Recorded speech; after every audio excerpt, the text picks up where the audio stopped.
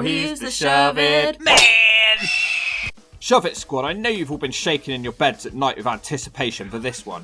You're just desperate to see this series make a return. You know, I get hounded in the YouTube comments section all the time. And because the Hawk always listens to the fans, I'm bringing it back. So I'm pleased to inform you of the return of the How Bad Can It Be belt. Say it twice or I'll smack you on until it's felt. The programme where you, the fans, recommend the worst wrestling TV show of all time. And then we watch it back to see if your pick can beat mine for badness. The champion is still that one TNA episode from 2011. Links on the screen right now if you need to refresh your memories. There was about 6 minutes of wrestling in the entire show, and it was all about the Immortal storyline. It was shocking. Shout out to Eddie M in the YouTube comments section. He thinks this could be a contender for the worst show of all time. Yeah, right. Nothing can beat my champion. Eddie recommended this video 9 months ago. Eddie, if you're still alive and watching at this point, I don't know whether to thank you or fight you. And when I say fight, I mean jab you straight in the gut. One last thing before we start. Some people have expressed concern about this video because it's a video from 2014 TNA. There's a certain streak that may be broken here. Don't be too concerned, just watch closely. And just remember, the last video I released was a video on a Friday, which makes it a B-show video, and therefore not considered part of the main lineup. So this is a completely random episode of TNA in 2014, but it's the same old faction invasion storyline. This time it's MVP and his lackeys Kenny King and Lashley. MVP is in control of the company because Dixie Carter is dumb as usual. They're all walking around looking for Samoa Joe, who's returned to TNA for the 50th time. Why couldn't they find him? He's literally huge. Just go look in catering. Well, apparently he was at the most obvious place in the arena, the gorilla position, and he stamps out to the ring. Joe then gets the microphone and says that he's aware MVP is looking for him. How does he know but MVP doesn't? The MLK Alliance, as I've nicknamed this group, or the Hurt Business Mark 1 as others might like to call them, come out and start an argument with him. Kenny King starts trying to cut down Joe to size, and there's a lot of it to cut. Joe then interrupts him and makes fun of him. Kenny always got treated like the loser of this group. Joe is an idiot and asks to fight all 3 of them tonight, but MVP doesn't seem keen on that idea for some reason. The greatest man that's ever lived, Austin Aries, comes out to stir the pot. He tells MVP that he only wants to fight when he can stack the deck. So is a 3-on-1 handicap situation not a stacked enough deck? MVP then puts Joe in a match with Aries tonight, where Joe will get a new contract if he wins, but if Aries loses, he's fired. So essentially someone's getting fired tonight, because Joe doesn't have a contract right now. In the back, Magnus is talking to his little friend Bram. Apparently they're best friends just because they're both British and call each other mate all the time. This is literally all they have in common. Bram will be taking on Will-O-the-Wisp tonight in a match that we're all looking forward to. Bram is a very believable psycho. I honestly believe this guy's not had a normal thought in his life. And that match is next. Will-O-the-Wisp is Jeff Hardy's alter ego. It's a gimmick that he used on the indies. He has a black and white umbrella and he laughs a lot. TNA were desperate to keep Jeff Hardy under contract, so they let him use this gimmick. But when you think about it, it's pointless because they have Jeff Hardy under a mask, so casual fans don't know that this is Jeff Hardy. Bram beats up Willow for a while without him getting anything in. Then he hits a drop kick and then he hits another one in the corner. Willow sends him to the outside and then dives onto Bram. Willow then uses the steps to assist him with the poetry in motion. The commentary team keeps saying that he's doing moves like Jeff Hardy. This is part of the reason that I hated this gimmick. Are we supposed to know that it's Jeff or not? The Wisp sets Bram up on the steps and cackles and tries to dive onto him, but he misses and he's hurting. Bram fetches a tire iron and he's about to hit Willow. Then Magnus runs out to stop him. Magnus then starts bashing Willow with it, and Bram is so excited that he almost reaches climax. He beats Willow up for ages. The whole point in it is that TNA are trying to rebuild Magnus after the Dixieland stable made him look like a weak paper champion. MVP is in the back making fun of the Wolves, who are the tag champions. MVP says that they must fight each other tonight, otherwise he'll strip them of the titles and they'll get fired. Bear this in mind for later on. Next up, Anderson, I think, is dressed like a pilgrim screaming "I like beer." Then it cuts to the ring and the Wolves are there. I'm not a fan of these two guys. TNA became over-reliant on them in the next 5 years, and if you didn't like them, this meant you were pretty screwed. For those of you who might not know who they are, they were very popular on the indie scene, but they didn't get a shot at the big time when they were in their prime, but here they are now when Impact's on the downslide. So they're going to have to fight here. They chain wrestle, but they're not taking it too seriously. Kenny King then comes out and gets angry and tells them to stop messing around and to fight properly. Kenny has just stood there at the top of the ramp yelling as the match goes on. It's so distracting. Eddie then wins with a pin in about 3 minutes, but King is still unhappy with what he's seen. King tells them that they took it too easy on each other and he wants them to hit each other, and then he says he's taking their belts away. They then attack Kenny King, and MVP's group don't follow through on their threats because no one gets their belts taken away and no one gets fired. Even though I don't like the Wolves, a lot of people do, and TNA managed to make this entire audience silent.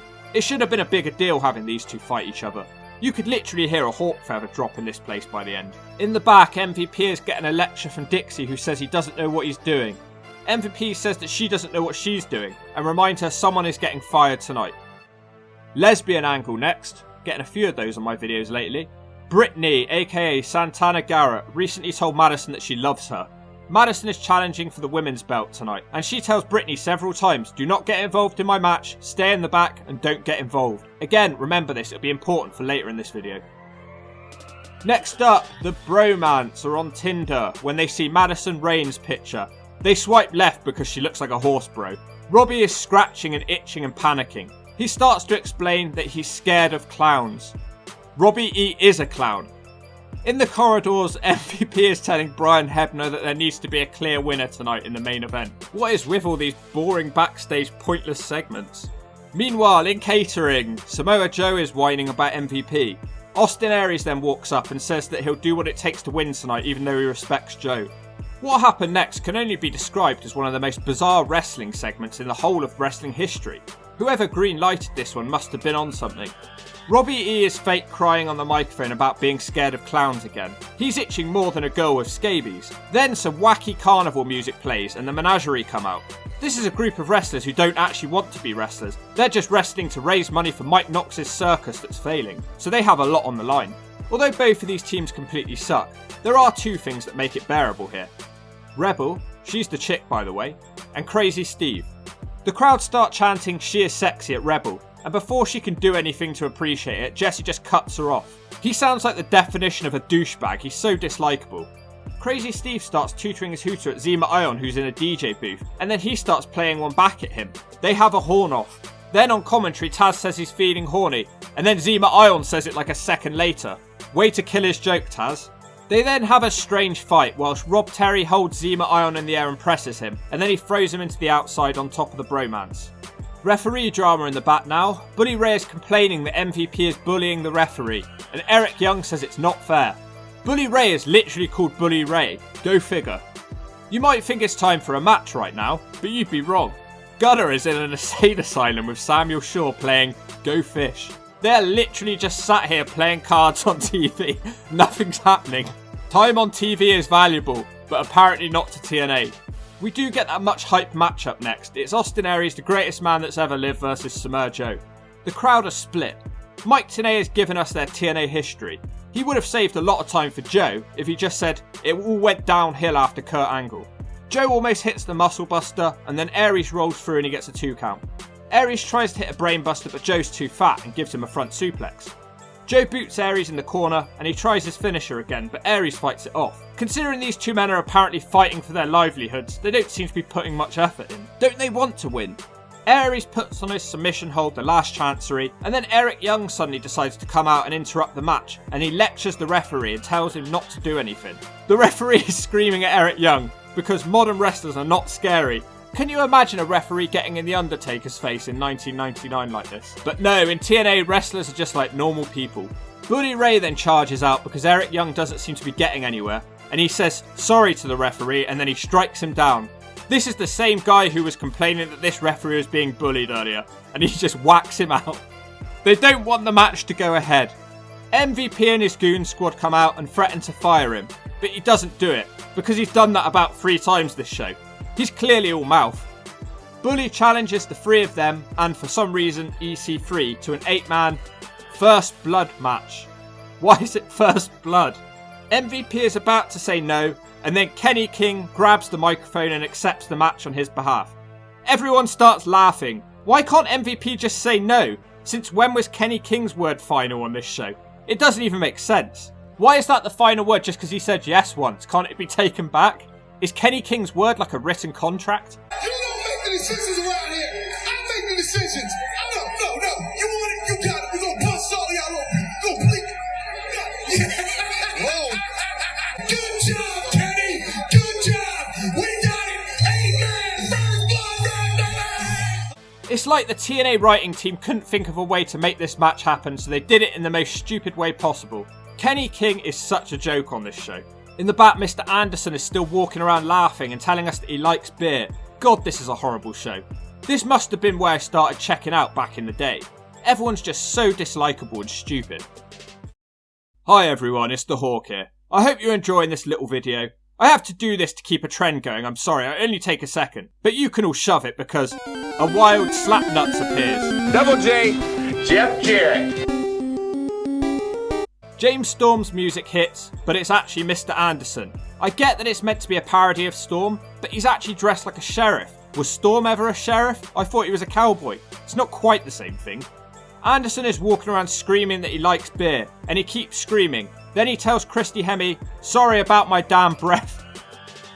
Anderson is also coming off extremely dislikable. It doesn't help that all he's doing is screaming I like beer. The real James Storm, who's in his cult leader stage, comes out. We were all still living in hope at this point that Storm would get a world title run. Anderson starts burping into the mic and panting. He looks ill, to be honest. He looks like the rubber on the end of one of those school pencils that you used to have to use. They tease having to fight, but they don't, and they make a match for the pay-per-view. I doubt this segment earned many buys. Then they do fight, and Storm knocks him out of a super kick. Anderson was stealing a living in TNA. I don't think he took a second of it seriously. It was all downhill after the Kurt Angle feud. We then get another segment in the mental home. Gunner asks Sam Shaw if they can look through his sketchbook. He starts talking him through his sketches about how much he misses his bedroom at home and that he misses his mother. Then Samuel shows him an unfinished picture. Gunner asks him if he'll finish it. Then it ends. Zero entertainment right here.